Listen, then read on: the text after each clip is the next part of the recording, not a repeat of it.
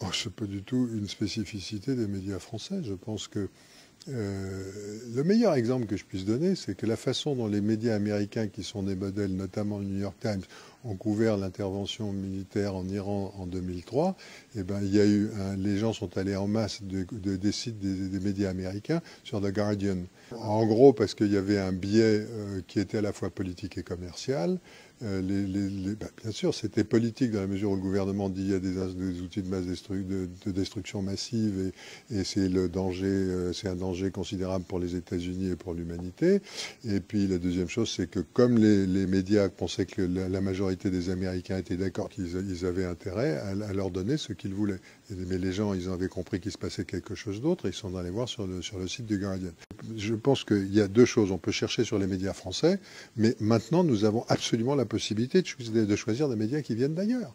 Donc, en gros, qu'est-ce que je fais? Moi, j'ai essayé de regarder Al Jazeera en anglais. Il y a des gens qui ne parlent pas anglais. Je pense que c'est important de parler anglais aujourd'hui. Bon, c'est un effort. C'est peut-être des choses qu'on peut apprendre, qu'on peut s'auto-recommander. Et je pense qu'il y a des sites d'information.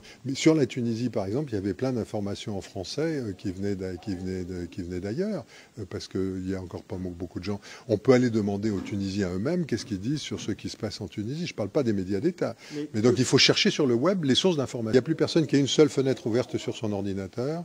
Il n'y a plus personne, enfin, je veux dire, l'usage dominant, et que donc, si on n'a pas une seule fenêtre ouverte ou si on n'a pas un seul onglet ouvert quand on est sur Facebook ou sur Chrome, et maintenant aussi sur Internet Explorer, qu'est-ce qu'on fait? On regarde plusieurs sites.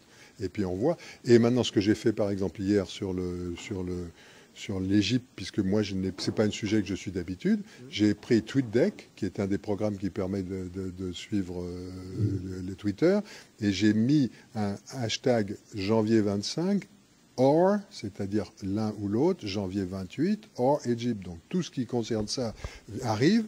Et donc j'ai des choses en arabe que je ne comprends pas, mais ça c'est pas difficile de ne pas passer de temps là-dessus. Puis j'ai des choses en anglais, puis j'ai des choses en espagnol, puis j'ai des choses en français. Et donc on arrive à suivre. Donc on se crée ces instruments.